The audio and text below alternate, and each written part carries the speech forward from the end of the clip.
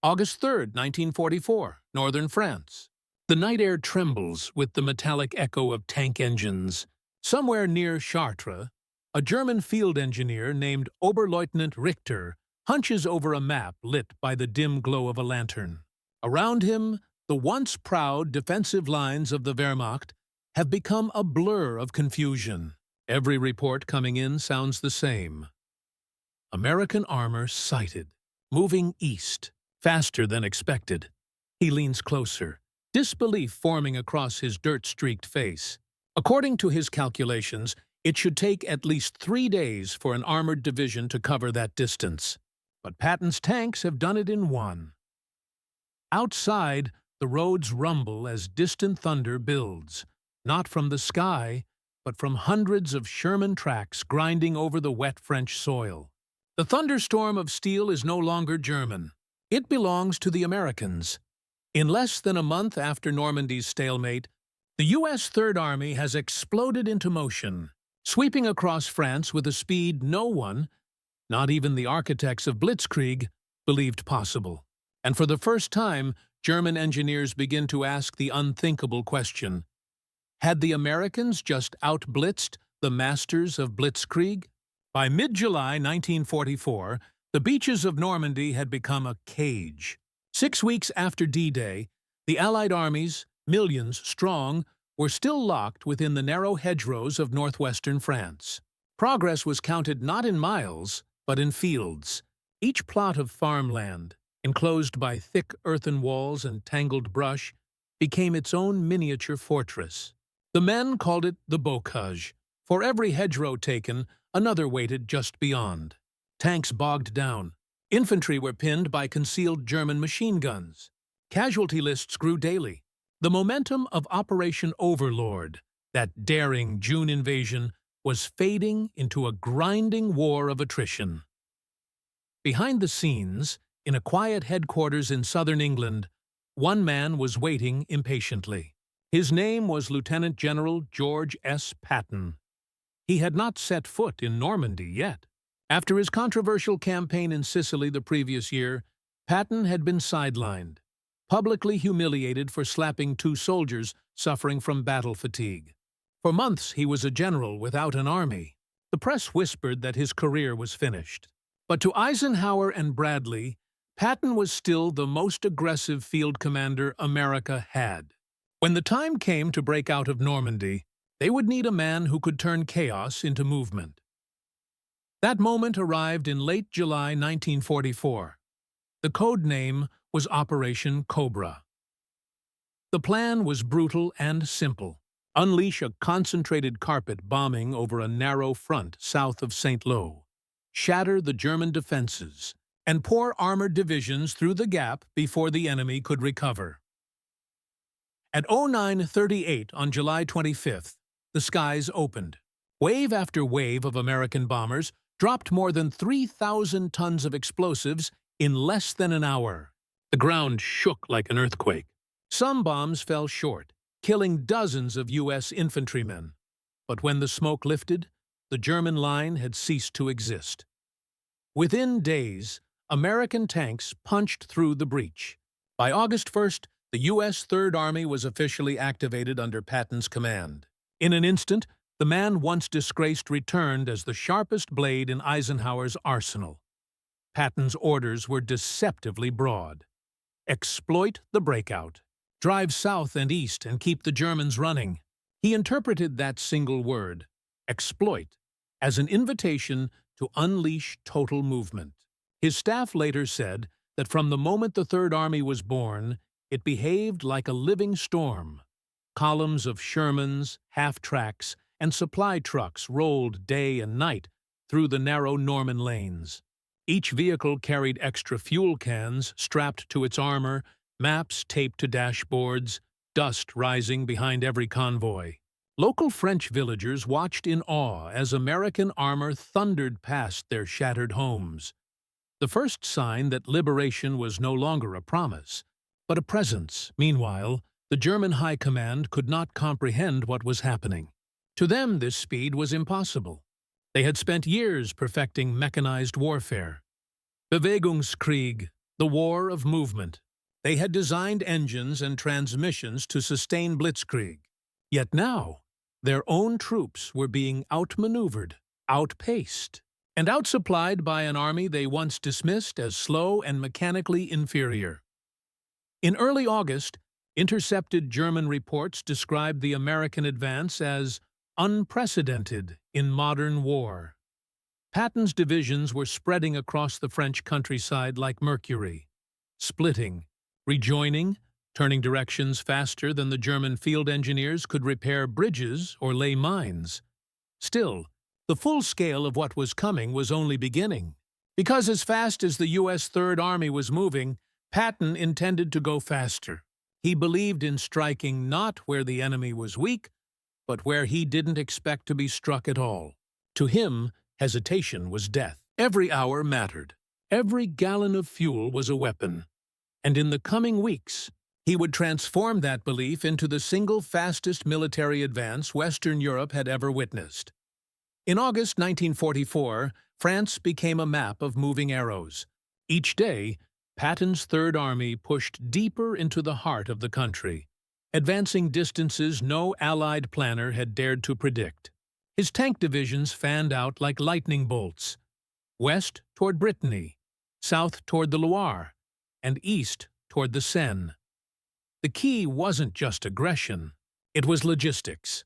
Patton's genius wasn't in building fortresses, it was in keeping them moving. Behind the spearhead of Shermans and half-tracks stretched an ocean of trucks, tens of thousands, carrying fuel, food, ammunition, and spare parts. Every jeep and truck bore the same hand-painted symbol, a white 3A, the mark of the Third Army. And behind that symbol lay one of the most ambitious supply networks ever assembled. In early August, Patton's staff designed a rotating system of non-stop movement known as the Red Ball Express. It was simple, brutal, and effective.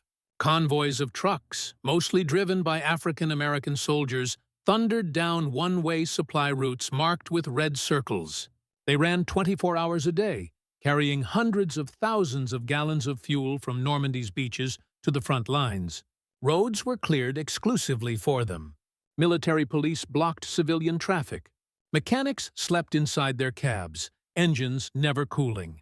To feed a single armored division on the move required nearly 350,000 gallons of gasoline per day. Patton commanded 4. His demand for fuel was legendary. He called it the blood of victory. When his staff told him there wasn't enough gasoline to sustain the advance, he snapped, "Then we'll take it from the Germans." That was no metaphor. His columns often captured intact German fuel dumps, flipping their supply problem into Patton's advantage. Wherever his tanks reached, they refueled on the enemy's reserves. For the German engineers watching this unfold, the speed defied logic. They had designed heavy armored beasts, tigers and panthers, built for shock and terror, not endurance. Each mile they traveled drained precious fuel. Many broke down before ever seeing combat. To the Americans, the German tank was a fortress. To the Germans themselves, it had become a prison of steel. By contrast, the M4 Sherman, mocked by German crews for its thin armor and average gun, became a symbol of relentless motion. It could drive farther, repair faster, and communicate better through its superior radio systems. While the Tiger prowled, the Sherman raced. The numbers tell the story. From August 1 to August 31, Patton's Third Army advanced nearly 600 miles, the fastest sustained armored movement of the war in Western Europe. German engineers calculated that such an operation should have collapsed under its own supply weight. Fuel lines should have failed. Maintenance should have broken down. But Patton's system refused to slow. Every night, his tanks slept beside their fuel trucks.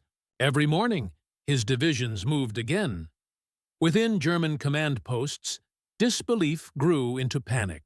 Reports from Army Group B spoke of phantom divisions, American units appearing miles away from where they'd last been sighted. Field engineers reported bridges destroyed one morning and crossed by enemy armor the next.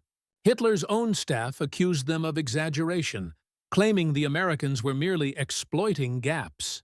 But those gaps kept widening until the entire front was fractured.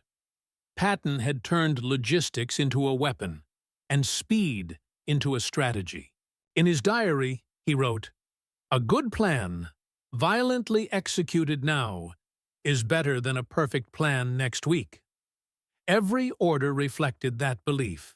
He pushed his corps commanders to keep advancing, even when maps went blank, even when fuel gauges read empty. To him, standing still meant surrendering initiative, something he considered worse than defeat. By late August, entire German divisions were collapsing without coherent withdrawal. Bridges were left unmined, defensive lines abandoned before they could form. Patton's advance was no longer a traditional offensive. It was an unstoppable tide. And inside the German engineering corps, the same men who had once designed the machinery of Blitzkrieg, a quiet dread began to form. They realized they were witnessing a reversal of their own creation. The doctrine of speed, movement, and shock, the very foundation of their 1940 victories, was now being used against them. For the first time, the inventors of modern mechanized warfare were on the receiving end of it. And as the thunder of Patton's armor rolled eastward toward the Seine, even the most hardened German officers began to ask themselves, what happens when the enemy learns to move faster than the storm itself? Every war produces commanders. Only a few become forces of nature. George S. Patton was one of them, a man who believed movement was the essence of victory. His soldiers called him Old Blood and Guts, half in admiration, half in awe. He was unpredictable, volcanic, and relentless. Yet behind the outbursts and profanity, there existed a cold, mathematical precision. Patton's belief was simple. Wars are won by momentum. He saw warfare as a living rhythm. Energy must flow forward, never backward. To stop, even for repairs or rest, was to surrender initiative. Every night, he demanded reports of advance measured not in yards, but in miles. He told his officers, hold the enemy by the nose and kick him in the tail. But his most dangerous weapon was not his tanks. It was his will. He infected subordinates with urgency. Corps commanders like Walton Walker and Manton Eddy operated as extensions of his instinct. Orders were often reduced to a single sentence. Keep moving until they stop you. And if they stop you, find another road. Patton's genius lay not in invention, but in orchestration. He didn't need the best tank or the largest army. He needed synchronization. Men, machines, and fuel converging at the exact moment. His presence at the front, standing tall in his polished helmet and ivory-handled pistols, wasn't theatrical vanity. It was psychological artillery. Soldiers moved faster simply because he was watching. In war, morale moves metal, and under Patton, morale turned into motion. Tactics under Patton were not static diagrams. They were living organisms. The Third Army operated under what modern analysts call mission command, a philosophy that gave officers freedom to act on initiative rather than await detailed orders. This was a stark contrast to the rigid hierarchy of the German Wehrmacht, where every movement had to be confirmed by higher authority. Patton trusted subordinates to think fast, decide fast, and recover faster. Radio communication was the bloodstream of his army. Command posts moved daily, often within range of the guns. Patton himself carried a mobile command car, bristling with antennas and dust, from which he could speak directly to his corps within minutes. His map room was a blur of movement. Colored pins were constantly shifted, red for German, blue for American. His staff officers often joked that the map never stayed still long enough to drink coffee. The tactical doctrine was built on three pillars: reconnaissance, improvisation, and exploitation. Recon units pushed far ahead, reporting bridges, terrain, And resistance in real time, improvisation meant bypassing. Resistance instead of engaging it. A radical idea at the time. Exploitation turned small gaps into full breakthroughs. When German strongpoints blocked the road, Patton's answer was never retreat. It was go around them. He'd rather advance 20 miles sideways than stop for 1 mile forward. This flexibility left German officers bewildered. They had been trained to fight structured battles, to anticipate set-piece offensives, but Patton's movements resembled chaos. Deliberate, controlled chaos. Columns appeared in places no staff officer had expected, flanking defensive positions that had barely been completed. To the Germans, it looked like recklessness. To historians, it was the purest expression of tempo warfare, the art of controlling time on the battlefield. On paper, the Americans should have been slower. Their primary tank, the M4 Sherman, was outgunned by the German Panther and Tiger. Its armor was thinner, its profile higher, its main gun weaker. But Patton saw something the Germans didn't. Reliability is deadlier than perfection. A Tiger tank could destroy a Sherman from over a mile away, but it might not start in the morning. It needed constant maintenance, complex parts, and massive fuel. Shermans, on the other hand, could run for days without major repair, cross soft ground with ease, and refuel quickly. Patton's doctrine turned that practicality into power. He once said, "A good army fights on its belly and its wheels." Under him, the Sherman became the perfect instrument of velocity. Mechanics rode with spare engines. Fuel trucks shadowed every advance. Damaged tanks were repaired in hours, not days. The U.S. also mastered communication between tank crews. Each Sherman had a reliable radio, something many German tanks lacked until late in the war. That meant American units could pivot, regroup, and redirect with stunning efficiency.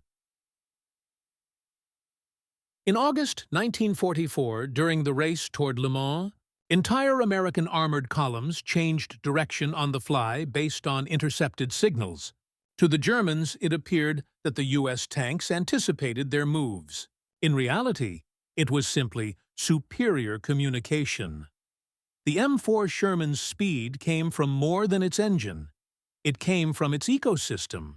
Every mechanic, every driver, every signal operator formed part of a living organism that refused to pause. By late summer, German field engineers, the same men who had once praised their own engineering supremacy, began submitting grim technical memos. They noted that American vehicles show no signs of mechanical fatigue despite prolonged marches, and that fuel, discipline, and repair organization are beyond comparison. For a nation that prided itself on machinery, this was humiliation. The Germans had built tanks to conquer Europe. The Americans had built tanks to outlast it. And in the race across France, endurance proved deadlier than firepower. From the man who commanded it, to the tactics that shaped it, to the machines that carried it. Patton's speed was no accident. It was design. But there were still deeper forces driving this storm. The fuel lines, the supply convoys, the psychological collapse of the enemy itself. Those would form the next angles of the story. Armies move on fuel more than courage. And in August 1944, Patton's Third Army consumed both with equal ferocity. Behind the front lines stretched one of the most extraordinary logistical arteries in military history, the Red Ball Express.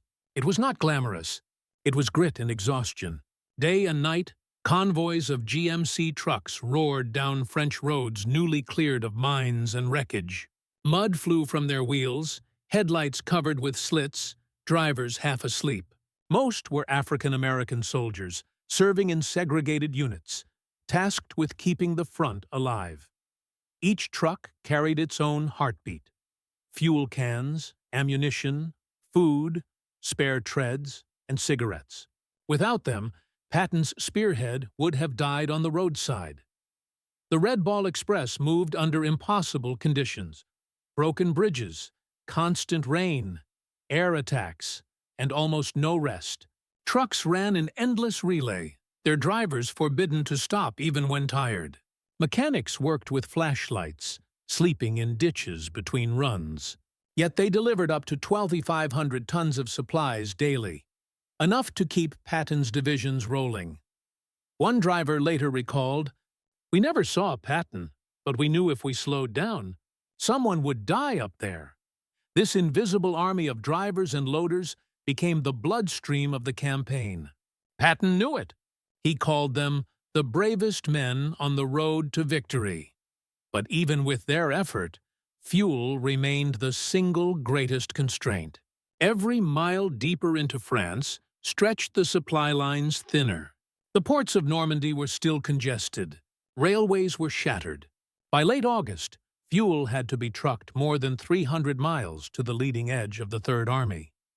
Yet somehow, the columns never truly stopped. Where German units measured progress in kilometers per day, Patton's staff measured it in gallons per hour. Speed had become both weapon and addiction. For the German High Command, Patton's advance violated every principle of military logic. By mid-August, reports from Army Group B, under Field Marshal Günther von Kluge, described uncoordinated but relentless American armored thrusts in all directions. German engineers tasked with reinforcing bridges and roads found themselves overtaken by American convoys. Before their work was finished, a Luftwaffe reconnaissance officer wrote in his log, "They are everywhere. The Americans move faster than our maps can be drawn." To German commanders raised on Blitzkrieg doctrine, this was psychological whiplash, the very method that had brought them triumph in 1940. Rapid encirclement, surprise, continuous attack, was now being used against them, executed with even greater precision and endurance. In Berlin, Hitler dismissed these reports as exaggerations. He accused his generals of cowardice, believing that the Americans' advance was fragile and unsustainable. But within the field commands, panic grew. Radio intercepts revealed entire divisions cut off, not by battle, but by speed. Engineers reported that the Americans crossed rivers before demolition teams could wire charges. Bridges meant to collapse under tank treads stayed intact because the enemy reached them too soon. For a nation that had once terrified Europe with mechanized warfare, the irony was crushing. In the words of one captured German colonel, "They move as we once dreamed to move, only faster." This realization spread like infection through the ranks. Morale began to erode not from defeat, but from disbelief. Soldiers stopped trusting their maps. Officers questioned their orders. Even retreat became dangerous. Every road seemed already taken. By the end of August, the German army in France was no longer fighting a conventional battle. It was running from a storm it could no longer measure. Speed, at its purest, is psychological. It breaks more than lines. It breaks belief. Patton understood this deeply. His soldiers moved fast because he made them feel fast. Every success fed the next. Each liberated town became a symbol of inevitability. French civilians lined the roads, cheering, waving flags, handing out wine and bread to soldiers who barely slowed down to take them. The faster they moved, the more unstoppable they seemed. Inside German lines, that same speed created paralysis. Orders arrived too late to matter. Frontline units, overwhelmed by the rhythm of American attacks, reported seeing enemy tanks appear like ghosts at crossroads they had abandoned hours earlier. This was the moral dimension of velocity, momentum as dominance. When an army moves fast enough, it controls not just the battlefield, but the mind of its opponent. Patton once told his staff, "Make the enemy think he's already defeated, and he will be." By late August 1944, that philosophy had become tangible reality. His Third Army didn't just advance, it accelerated history itself. Each day shortened the lifespan of Nazi occupation. Each town liberated accelerated the psychological collapse of the Wehrmacht. And yet, there was a darker undertone beneath the triumph. Speed, while intoxicating, is unsustainable. Engines burn out, men collapse, fuel runs dry. The faster the army moved, the hungrier it became. Patton's obsession with momentum began to collide with physical limits. Fuel convoys could not keep pace forever. The distances were stretching beyond supply capacity, but Patton refused to stop. In his diary, he wrote, "My men can eat their belts, but my tanks have got to keep moving." That tension between human endurance and mechanical appetite would soon shape the greatest challenge of the campaign. How far could the Third Army go before speed itself became the enemy? By the end of August 1944, France was no longer a battlefield. It was a blur. A land crossed by machines and men moving faster than history could record. The next phase would bring that blur into sharp, violent focus, the climax of the race across France, when Patton's army reached its limits and the Germans made their desperate stand. By late August 1944, Patton's Third Army was no longer just advancing, it was devouring France. In the words of General Bradley, he was like a great blade cutting deep into the enemy's belly. Every morning brought new maps filled with arrows that had already gone obsolete by noon. Towns that the Allies expected to fight for days were liberated in hours. But speed had its own dangers. The further Patton's tanks drove, the thinner his lifeline became. Ammunition stocks dwindled. Fuel convoys couldn't keep up. Mechanics worked without sleep, cannibalizing wrecked Shermans to keep others running. Every unit commander knew, if the gas stopped, so would the war. Then came the moment that froze the offensive. The Red Ball Express. The supply lines from Normandy to Patton's front stretched more than 400 miles. Thousands of trucks, mostly driven by African-American soldiers, ran day and night, hauling gasoline and ammunition over shattered roads. Their courage was invisible but decisive. Patton's advance was now a race against his own fuel gauge. On September 1st, his spearheads reached the Meuse River near Verdun, the same fields where World War I had swallowed millions. The irony wasn't lost on the soldiers. 30 years earlier, Verdun symbolized immobility and trench warfare. Now, Patton's tanks roared across it in a single day. But just as his army prepared to breach the German border, the order came down. Halt! Eisenhower redirected fuel to Montgomery's 21st Army Group for Operation Market Garden. Patton's engines went silent. His men sat in their tanks, staring east toward the Rhine, knowing they could see Germany, but couldn't reach it. Patton was furious.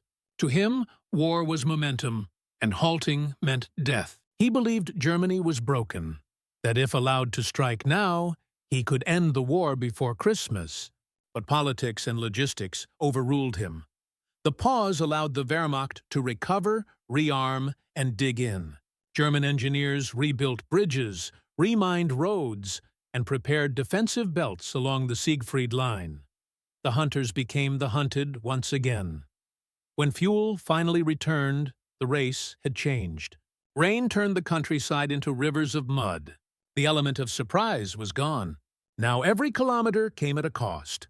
Patton's divisions were bleeding again, grinding forward through Lorraine under constant artillery fire.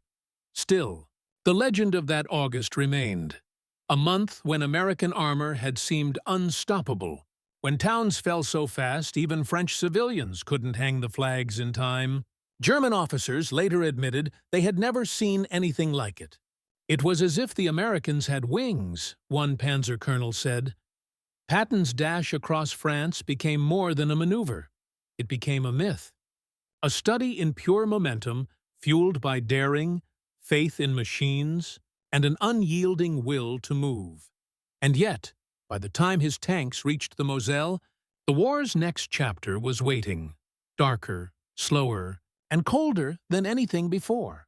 Because speed alone could not conquer the weather. The real test, the Battle of the Bulge, was coming. Winter 1944. The roads that once echoed with Patton's engines were now buried under ice. France was liberated, but the war was far from over. The rapid advance had stretched every Allied army thin. Fuel depots were empty, vehicles worn, and men exhausted from months of relentless pursuit. Then, in December, the German army struck back. In the dense Ardennes forests of Belgium, Hitler launched his last gamble, Unternehmen Wacht am Rhein, the Battle of the Bulge. It was meant to split the Allied front, seize Antwerp, and force a negotiated peace. When the first reports reached headquarters, many refused to believe them. German panzers? In the snow? After such crushing defeats. But the truth hit quickly. American divisions were being surrounded, whole towns cut off. The skies were dark, supplies trapped, and morale shaken. And yet, amid that chaos, one man's name was whispered again.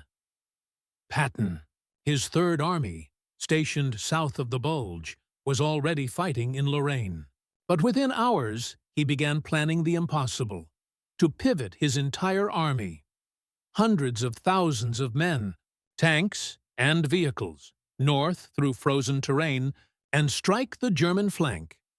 It was a maneuver that stunned the world. 3 divisions turned 90 degrees in midwinter and moved 100 miles in just 48 hours. Snow-clogged engines, men froze inside their turrets. But they didn't stop. By December 23rd, Patton's lead elements broke through to Bastogne, where the 101st Airborne had been surrounded. When the first Sherman tank rolled into the besieged town, the soldiers inside Bastogne could hardly believe it. The message came through the radio simply, "Patton's boys are here." That counterattack broke the back of the German offensive. By January, the Bulge had been erased. The Wehrmacht's last reserves, their fuel, their tanks, their hopes, were gone. And once again, the German engineers, who had once mocked Patton's speed, found themselves staring at his map lines in disbelief. He had done it again, moved faster than anyone thought possible, in weather no one believed survivable. But the cost was enormous. Tens of thousands of men were killed, wounded, or frostbitten. Tank crews burned alive in frozen steel coffins. Convoys vanished in blizzards. For many, the victory in the Ardennes felt less like triumph and more like survival. Still, in that brutal winter, Patton's legend hardened. His army had not only raced across France, it had turned the tide of the final German offensive.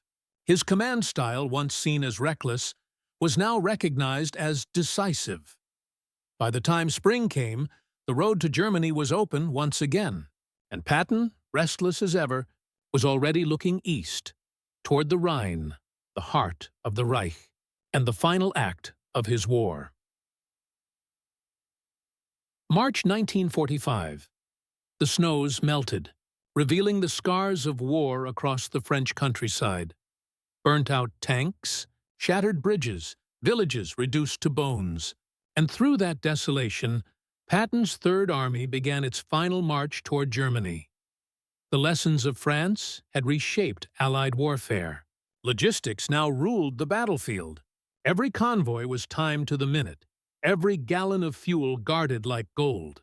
Patton's staff had turned movement into science. An orchestra of speed born from months of chaos. On March 22nd, near Oppenheim, Patton did what the Germans thought impossible. Without waiting for orders or fanfare, he crossed the Rhine, the natural fortress of the Reich, ahead of Montgomery, ahead of everyone. Engineers threw pontoon bridges across the river under artillery fire, while tanks rolled through the smoke. He radioed headquarters with dry humor. "We're across the Rhine, and we didn't even need the Red Sea parted for us." That crossing shattered the myth of German invincibility. The once mighty Wehrmacht was retreating on every front, its supply lines shredded, its morale broken. Entire divisions surrendered by the thousands. Civilians waved white sheets from windows as the Third Army advanced deeper into Bavaria. By April, the race that had started in Normandy was ending at the gates of Czechoslovakia. But the man who built that momentum now found himself sidelined. Politics returned. Eisenhower ordered him to halt again, forbidding further moves east to avoid confrontation with the Soviets. Patton obeyed, but his frustration was unmistakable. He had led one of the fastest and most devastating armored campaigns in modern history, yet was forced to stop short of total victory. To him, war was motion, and motion was life. Standing still was death. In the months after Germany's surrender, the full magnitude of what he had achieved began to settle in. In just 11 months, the Third Army had liberated 81,000 square miles, captured over 1.2 million prisoners, and destroyed nearly 7,000 enemy tanks and guns. German officers later admitted that his speed had broken them as much psychologically as physically. They couldn't predict him. They couldn't catch him. He was everywhere at once. But the liberation of France left behind more than statistics. It left memories etched into the land. Villagers still recalled the thunder of American engines rolling through at dawn, soldiers handing chocolate to children, flags bursting from windows as tears filled the streets. For those who lived it, Patton's advance wasn't just an operation. It was freedom arriving on steel tracks. When historians later studied the campaign, they realized what made it extraordinary wasn't just firepower or tactics, it was tempo. Patton had weaponized time itself. He proved that momentum, when harnessed with precision and courage, could collapse an empire faster than any siege or bomb. And so, by the war's end, even those who once doubted him, the engineers, the planners, the politicians, conceded one truth. Patton's tanks didn't just move fast across France. They changed the very meaning of speed in modern warfare. The dust of that summer still lingered in Europe, a silent reminder that once, for a few unrelenting weeks, an army moved faster than fear itself.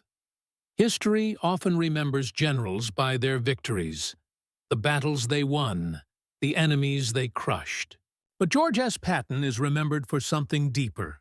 He turned movement into art.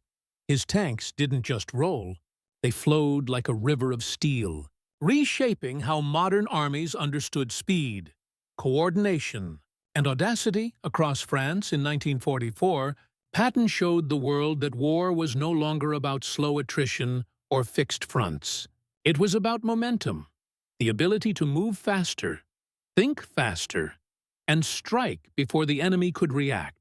His campaign became the living proof that logistics and willpower could win wars as surely as bullets and bombs. For the German engineers, trained to worship precision and control, Patton's advance was an enigma. Machines weren't supposed to move that far, that fast. Yet every day, their charts and calculations fell apart before the raw, unpredictable pace of the Third Army. In the end, Patton's genius lay not in defying rules, but in mastering them, and then pushing beyond. He fused engineering with instinct, turning the battlefield into a test of endurance and imagination. Today, when armored divisions maneuver across continents, when armies talk of operational tempo and rapid dominance, they trace their lineage back to that summer of 1944, when one man refused to slow down.